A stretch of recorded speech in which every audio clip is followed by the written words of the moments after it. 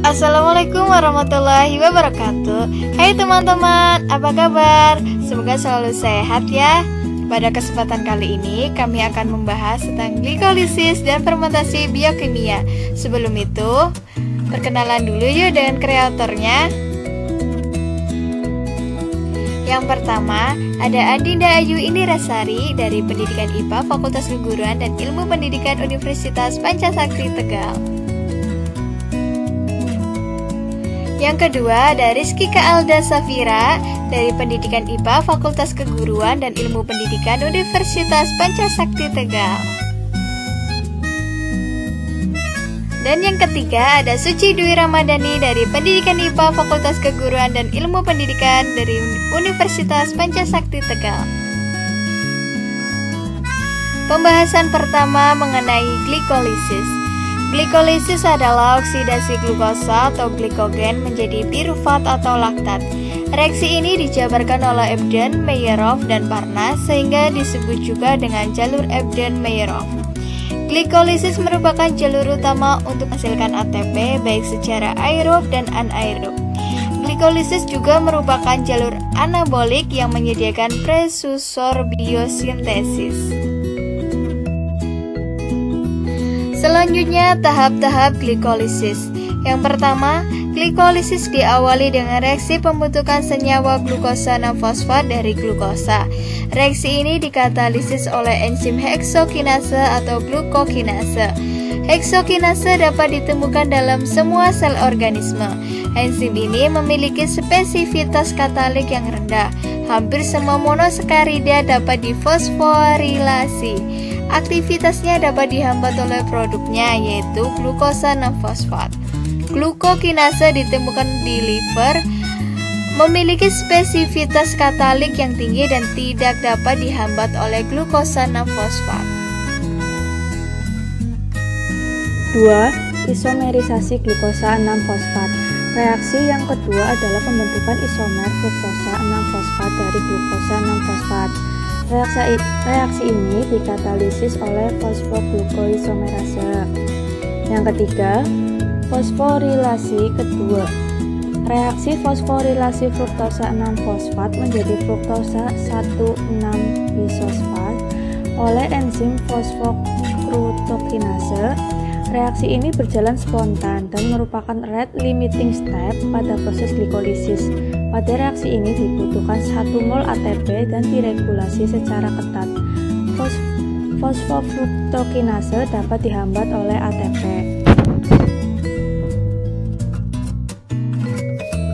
4. Reaksi pemutusan menjadi 2. Triosafosfat.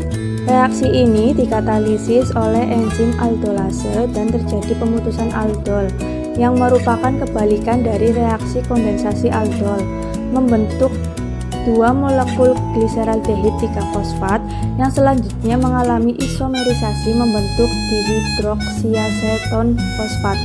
Reaksi isomerisasi ini dikatalisis oleh enzim triosefosfat isomerase. 5. Isomerisasi triosafosfat. Hanya gliseraldehid 3-fosfat yang akan diteruskan dalam proses glikolisis, sehingga dengan adanya reaksi isomerisasi ini memungkinkan proses glikolisis berjalan sempurna. Pada akhir tahap 1, glikolisis ini menghasilkan 2 molekul gliseraldehid 3-fosfat dan membutuhkan 2 molekul ATP untuk setiap 1 molekul glukosa. 6. Reaksi ini dikatalisis oleh enzim gliseraldehid 3-fosfat dehidrogenase dengan NAD+ sebagai koenzimnya. Reaksi oksidasi ini terjadi adisi gugus fosfat dan menghasilkan NADH. Pada tahap ini terbentuk pertama kali senyawa yang mengandung energi tinggi.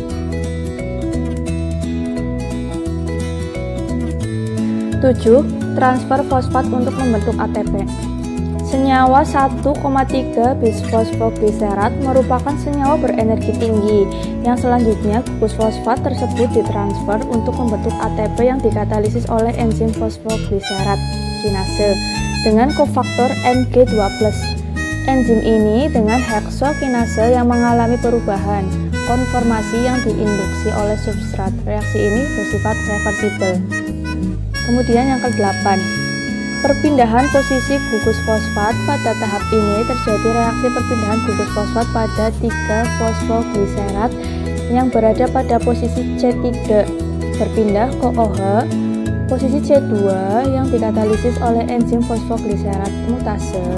Reaksi ini menghasilkan 2 fosfogliserat. Pada katalisis ini, residu histidin berperan penting pada transfer fosfat ion dengan memberikan dan menerima gugus fosfat.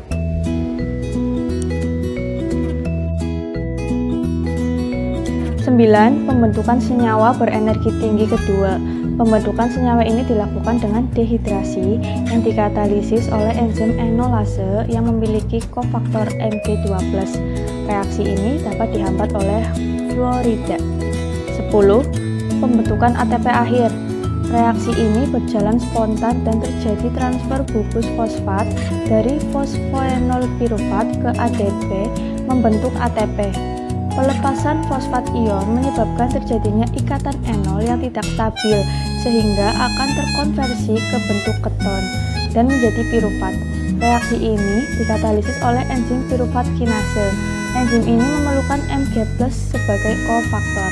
Pirufat merupakan hasil akhir dari glikolisis. Berikut adalah reaksi dari glikolisis. Glukosa plus 2 NAD plus 2 ADP plus 2 PI, 2 pirufat plus 2 NADH dan plus 2 ATP.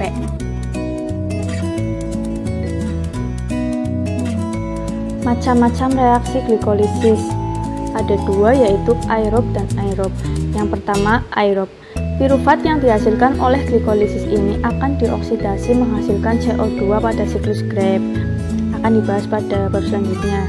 NADH yang dihasilkan oleh glikolisis dan siklus Krebs akan direoksidasi melalui rantai oksidasi dan menghasilkan lebih banyak lagi ATP. Kemudian yang kedua yaitu anaerob. NADH akan direoksidasi melalui serangkaian reaksi karena NAD+ diperlukan untuk reaksi gliseraldehid 3-fosfat dehidrogenase. Pirufat akan dikonversi menjadi beberapa jenis senyawa yang selanjutnya akan diekskresikan jalur lengkap termasuk glikolisis dan reoksidasi NADH disebut fermentasi.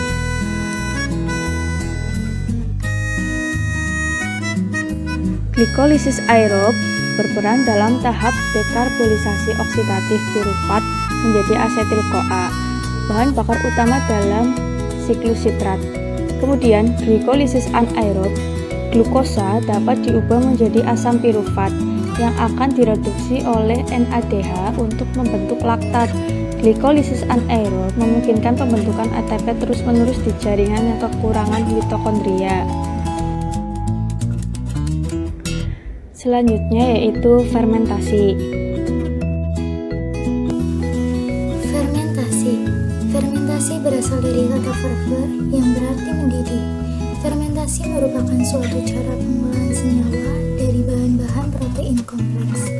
Secara biokimia, fermentasi dapat didefinisikan sebagai suatu proses biokimia yang menghasilkan energi, komponen organik yang bertindak sebagai penerima elektron. Inilah diagram alir fermentasi. Jenis-jenis fermentasi berdasarkan medium pertumbuhan mikroba. Yang pertama, fermentasi padat. Substrat tidak larut, namun mengandung air yang cukup sekalipun tidak mengalir bebas. Kedua, fermentasi semi padat. Medium tidak larut dan kelembaban cukup untuk keperluan mikroba. Ketiga, fermentasi cair. Fermentasi yang melibatkan air sebagai fase kontinu dari sistem pertumbuhan sel bersangkutan atau substrat.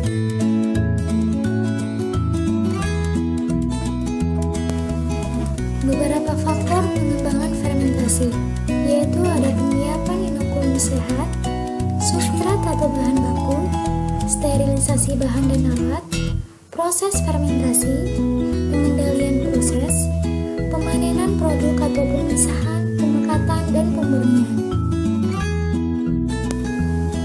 Biokatalis merupakan substrat mendukung enzim yang berfungsi untuk mempercepat laju suatu reaksi kimia.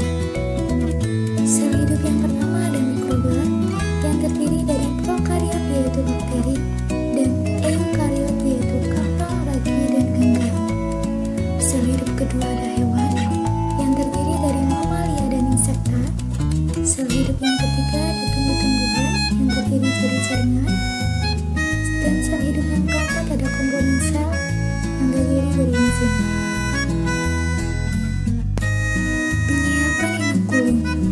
Inokulum adalah bibit atau mikroorganisme yang akan segera dipindahkan ke medium produksi setelah diaktifkan. Waktu untuk mengaktifkan mikroba atau inokulum pada organisme bakteri yaitu memerlukan waktu 20-120 menit.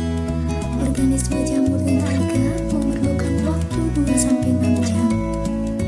Dan pada konsentrasi inokulum, organisme bakteri konsentrasi 0,1-3,0%, organisme actinomycetes konsentrasi 5-10%, organisme fungi konsentrasi 5-10%, dan organisme suspensi spora konsentrasi 1-50.000 liter/sen. Bahan baku fermentasi. Yang pertama yaitu bahan baku utama, sumber energi atau karbon. Terdiri dari fasa gas, cair atau padat, mengandung gula dasar, pati atau lignoselulasa, terdefinisi ramuan kompleks atau limbah. Kedua, nutrisi, yang terdiri dari sumber nitrogen dan mineral, vitamin, dan faktor pertumbuhan. Yang ketiga, air dan udara. Air steril untuk pelarutan atau pemancaran, dan udara atau oksigen steril. Keempat, bahan persyaratan proses antara lain induser, inhibitor, stabilisator, antibusa, dan pengatur pH. Proses fermentasi. Fermentasi cair. 1. Fermentasi bawah permukaan. Langkah pertama yaitu batch process. Fermentasi dengan cara memasukkan media dan inokulum secara bersamaan ke dalam bioreaktor dan penyediaan produk dilakukan pada air fermentasi. Pada sistem batch, bahan media dan inokulum dalam waktu yang hampir bersamaan dimasukkan ke dalam bioreaktor dan pada saat proses berlangsung akan terjadi perubahan kondisi dalam bioreaktor. Kedua, feed batch atau gabungan sistem batch dengan kontinu. Fermentasi feed batch adalah operasi fermentasi dengan menggunakan nutrien yang ditambahkan secara kontinu atau berkesinambungan ke dalam medium sehingga volume pada reaktor akan semakin bertambah dari awalnya. Proses ini umumnya digunakan untuk menghindari terjadinya inhibisi substrat, efek glukosa, dan efek katabolisme. Ketiga, continuous process atau proses sinambung atau kontinu. Pengalihan substrat dan pengambilan produk dilakukan secara terus-menerus atau sinambung setiap saat setelah diperoleh konsentrasi produk maksimal atau substrat membatasnya mencapai konsentrasi yang hampir tetap. Proses ini cocok digunakan untuk optimasi formulasi media dan menginvestigasi karakter fisiologis dari mikroorganisme. 2. Fermentasi permukaan. Misal pada pembuatan nata de coco. Fermentasi padat. Misal pada pembuatan tape, oncom, goji, dan lain-lain. Demikian pembahasan tentang glikolisis dan fermentasi biokimia. Kurang lebihnya mohon maaf. Terima kasih. Wassalamualaikum warahmatullahi wabarakatuh.